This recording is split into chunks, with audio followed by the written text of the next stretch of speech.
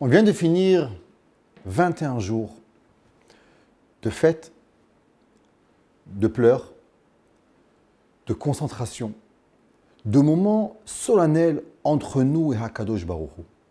Malgré qu'on s'est déjà commencé à se préparer depuis le mois de Elul, Selichot, Teilim en plus, Rosh Hashanah, le son du chauffard, Aseret Yemei Teshuvah, et bien sûr, Sukkot, la fête de la Souka, une des mitzvahs les plus incroyables.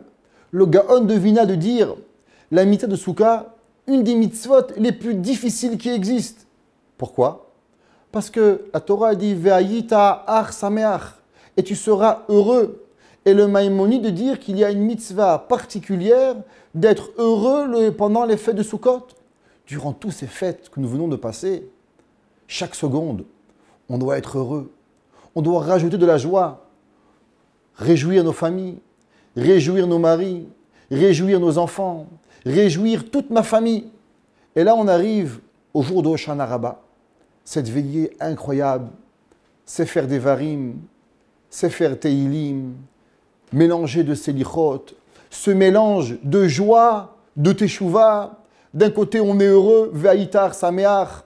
De l'autre côté, on commence des petites Selichot à travers toute la nuit, à travers chaque jour et chaque partie de Teilim. On fait les Vayavor, on sonne au chauffard demain matin. Et on a un petit peu d'ambiguïté. C'est quoi ce moment solennel de Hoshana Rabbah?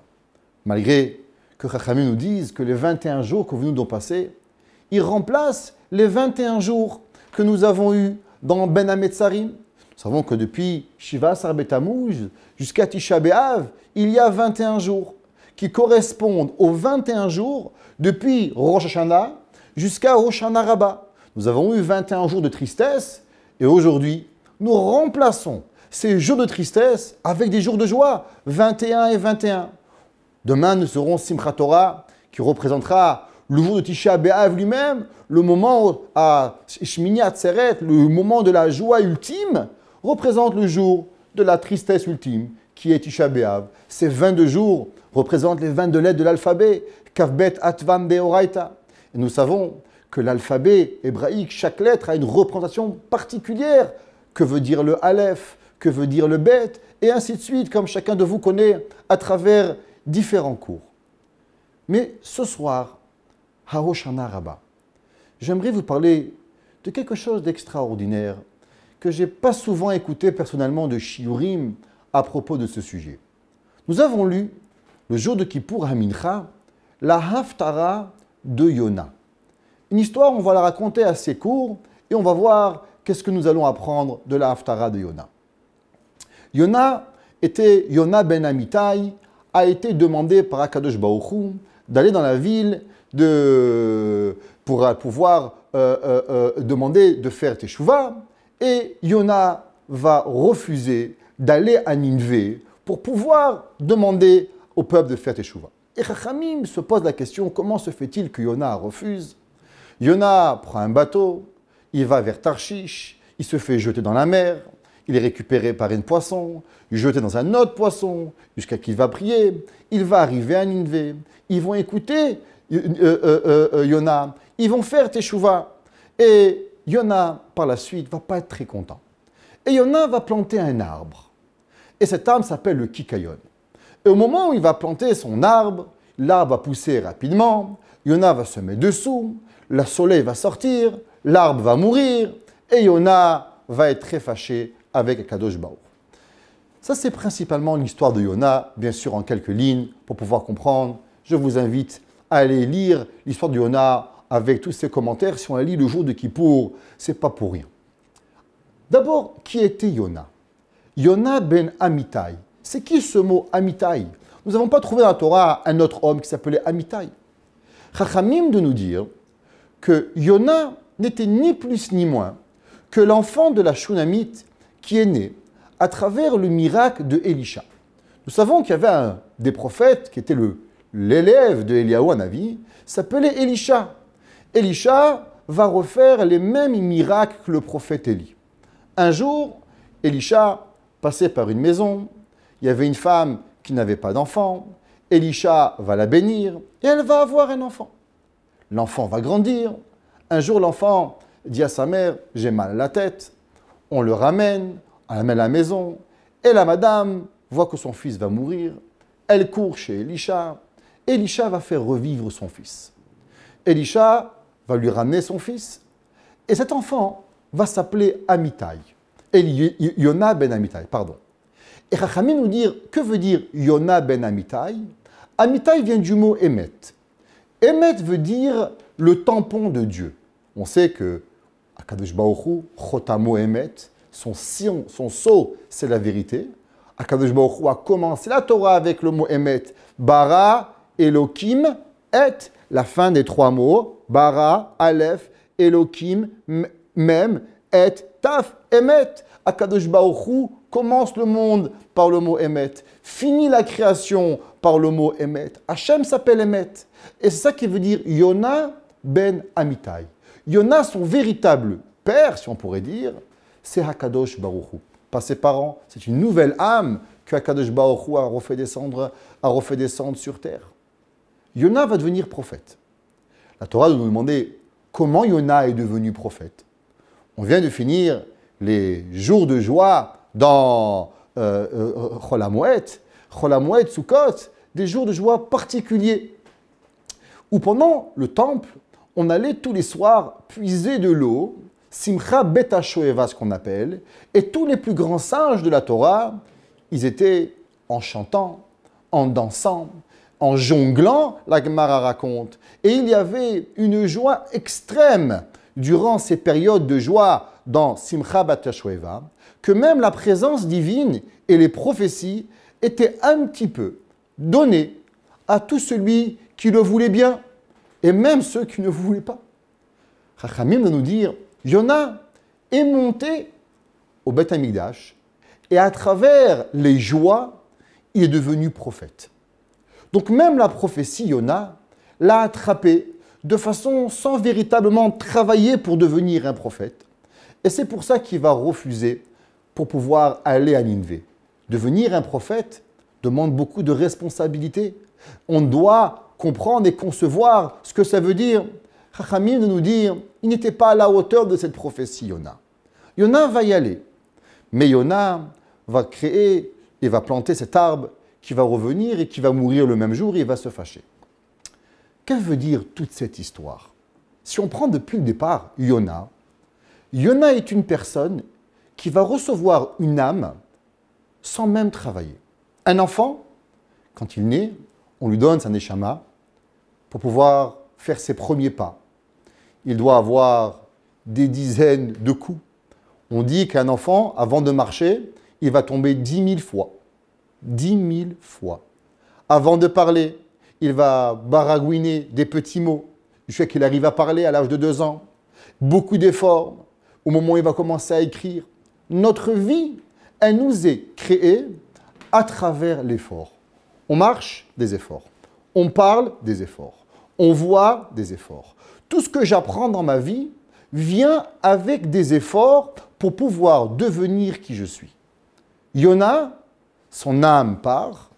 Il revient avec une nouvelle âme, Yona ben Amitai, fils de Dieu. Au moment où il naît en parlant, il naît en marchant, il naît adulte. Il ne conçoit pas le concept de l'effort. Il n'arrive même pas à comprendre comment se fait-il que Hakadosh Baruch Hu va pardonner à un peuple de Ninvé. Comment c'est possible qu'on pardonne? Tu es là, tu es créé, tu fais le bien. Yona refuse d'aller à la ville de Ninvé pour demander au monde de faire teshuva. Pourquoi? Parce que la teshuva, elle est compréhensible à un homme qui comprend ce que veut dire l'effort. L'effort veut dire essayer, tomber, essayer, tomber, essayer, de nouveau tomber. Comme le passouk dit, Sheva yipol tzadik vekam. Chachamim disent, 7 fois, Sheva yipol tzadik, 7 fois le tzadik va tomber, vekam il va se lever. On aurait dû dire, Sheva yipol vekam tzadik. 7 fois, il va tomber et se relever le tzaddik. Chachamim dit c'est faux. Le tzaddik n'est pas celui qui réussit. Le tzaddik est la personne qui essaye. On ne devient pas tzaddik parce que nous avons réussi. On devient tzaddik parce que nous avons essayé. Une personne qui n'a jamais goûté l'effort ne peut même pas concevoir ce que veut dire la teshuva. Pourquoi les anges ne font pas teshuva? Pourquoi les anges n'arrivent pas à concevoir que Akadosh Baruch Hu nous donne de la miséricorde? Pourquoi nous avons ces forces qui veulent toujours qu'au moment où nous faisons une erreur, nous soyons punis? En quoi Akadosh Baruch Hu doit avoir ce dilemme entre le rahamim et le din, entre la miséricorde et la rigueur, pour pouvoir nous donner ce que l'on mérite? Parce que tous les malachim, du plus grand au plus petit, n'ont jamais goûté l'effort. Ils sont nés adultes. Ils sont nés en comprenant, ils sont nés avec la résonance et la compréhension de ce que Dieu veut de eux au moment où ils ont été créés. À l'inverse, nous sommes dans un monde où tout nous a été donné à travers un certain labeur, à travers une certaine difficulté, à savoir au moment où je vais essayer, réessayer, et seulement à la fin, je vais être capable d'y arriver. Mais avant ça, il m'est impossible de pouvoir comprendre. Yona refuse d'aller à Nineveh parce qu'il ne comprend pas l'effort. Yona n'arrive même pas à concevoir ce que ça veut dire un effort. Hachem lui fait planter un arbre et l'arbre grandit tout de suite. Yona encore ne conçoit pas ce que ça veut dire l'attente. La prophétie, il n'a pas travaillé pour. Il est monté au temple, et à travers la joie du temple, il a réussi la prophétie.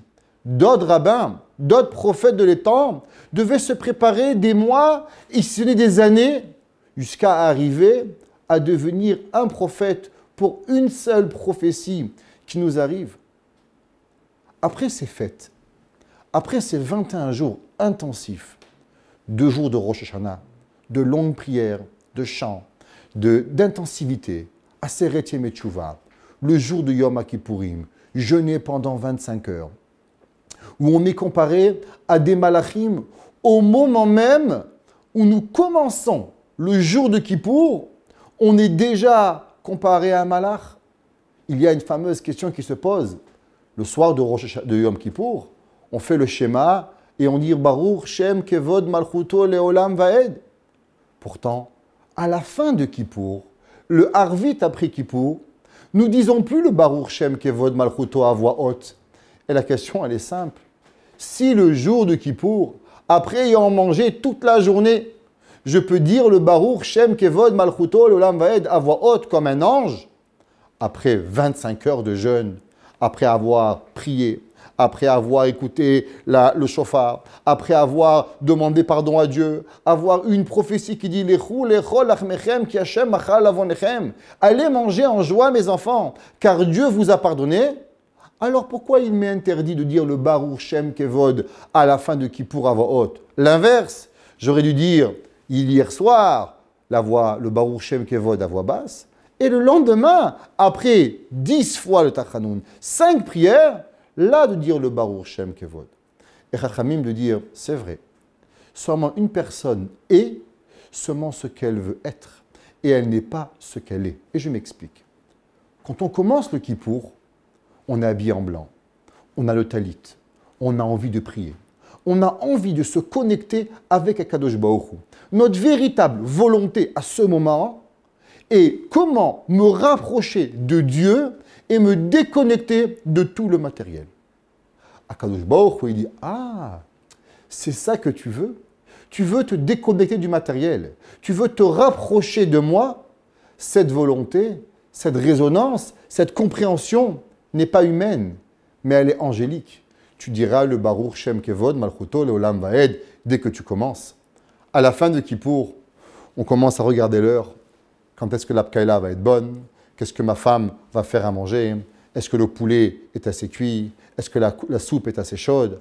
Ah, tu te rapproches du matériel. Tu n'es plus un ange, tu deviens un humain. Nous sommes ce que nous voulons être. Et comment nous voulons devenir quelqu'un? À travers tout ce que j'ai appris dans ma vie. Yona pouvait être prophète, mais vu qu'il n'avait jamais fait aucun effort pour arriver à rien, ils ne pouvaient pas comprendre rien dans la vie. Ils n'arrivaient même pas à concevoir comment Hakadosh Baruch Hu était capable de pardonner la ville de Nineveh. C'est pour ça qu'il va se sauver. C'est pour ça qu'il va dire Tov moti michayai, vaut mieux mourir. Parce qu'une vie où on peut changer les paramètres n'est pas une vie. Hakadosh Baruch Hu va lui dire Yona, tu n'as rien compris à mon monde. Le monde de Hakadosh Baruch Hu n'est pas un monde noir ou blanc, n'est pas un monde où tout va aller bien, où tu dois tout comprendre, où tout fonctionne, comment la vie doit fonctionner. Le monde où Hakadosh Baruch Hu existe est un monde d'efforts. Très souvent, on se pose des questions. Les fêtes, c'est magnifique. On est en famille, on est heureux, on est à la synagogue 3 fois par jour, on a le temps de prier, on a le temps d'être un bon juif, après tout. Quelques jours, Shmini Atzeret va finir, en Chutz La'aretz, Simchat Torah, et chacun de nous va reprendre sa vie de tous les jours. On va passer un mois sans fête. Et c'est incroyable. Comment se fait-il qu'après tant de fêtes, nous n'avons plus rien? La descente est trop fracassante. On aurait dû avoir 21 jours, peut-être après 2 jours, je ne sais pas. Mais pourquoi rien avoir durant le mois de Cheshvan? On l'appelle même Mar Cheshvan, le mois de Cheshvan qui est amer parce qu'il n'a pas de fête. Et la réponse, en vérité, fait partie de la question. Vivre un monde où tout va bien. Vivre un monde où on nous berce à travers les bonheurs et les joies et les repas et la famille et pouvoir vivre ce monde, ça c'est le monde de Yona. Ça c'est le monde de la Teshuvah qui n'existe pas, le monde du parfait. Notre vie n'est pas de vivre dans le monde parfait. Notre vie, pour pouvoir marcher, on a fait des efforts. Pour pouvoir parler, on a fait des efforts. Pour pouvoir se marier, on a fait des efforts. Pour trouver un travail, on a fait des efforts. Mais tous ces efforts-là nous apportent à qui nous sommes. Le Zohar pose la question et dit « Pourquoi Akadosh Baruch Hu a-t-il créé ce monde ? Pourquoi Akadosh Baruch Hu n'a-t-il pas créé juste des âmes qui vont arriver au paradis et pouvoir profiter de la gloire de Akadosh Baruch Hu ?» Et le Zohar de dire « Nahama de Kisufa » pour ne pas recevoir le pain de la honte. Que veut dire le pain de la honte? Un homme qui vit comme Yona, qui naît adulte, ne peut pas comprendre. Tout le monde se pose la question. Adam Arishon avait une mitzvah. Ne pas manger le fruit interdit. Une seule. Nous avons 613 mitzvot. Une mitzvah. 1 heure après, il avait déjà mangé le fruit interdit. Comment se fait-il? La réponse est aussi simple. À cause que Adam Arishon est né adulte. Adam Arishon n'a pas eu de père. Adam Arishon n'a pas eu de mère. Adam Arishon n'a fait aucun effort, aucune contrainte, pour rien. Le jour où on lui amène une contrainte, il n'est plus capable de supporter la contrainte. Yona grandit, est né adulte, il ne supporte pas la moindre contrainte. Il n'arrive même pas à la concevoir.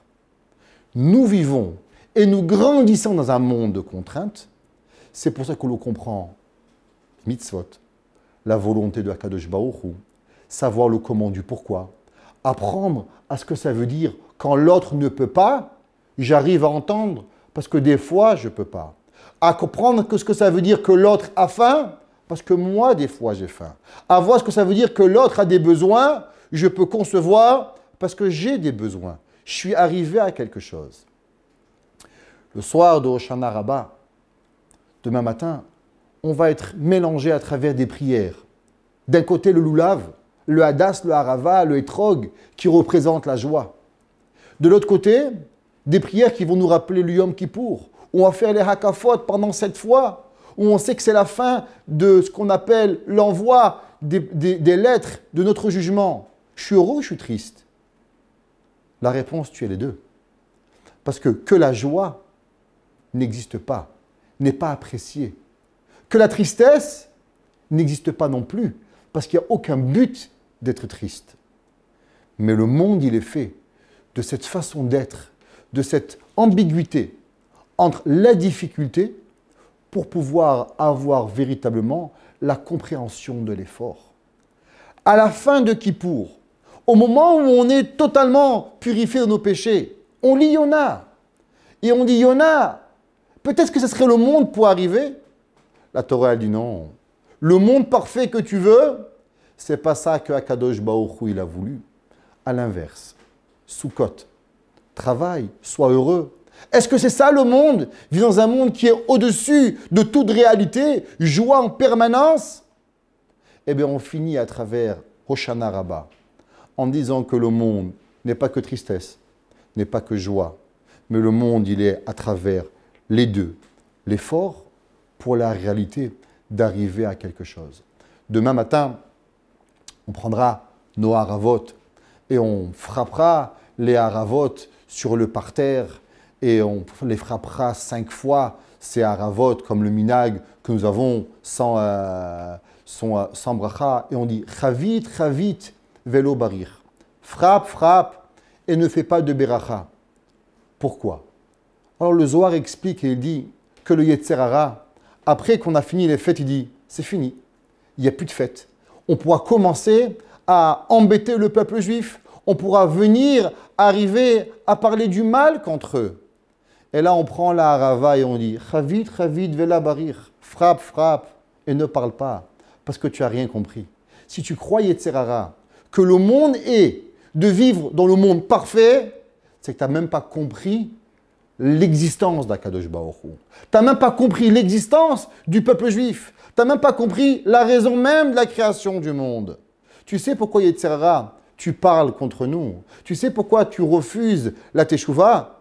C'est parce que Yetzer Hara, tu n'as jamais souffert pour quelque chose. Tu n'as jamais même essayé de comprendre de ce que ça veut dire faire le moindre effort pour arriver à quelque chose. Alors, chavit, chavit, velo barir, frappe, frappe et ne parle pas, parce que ce n'est pas ça le monde.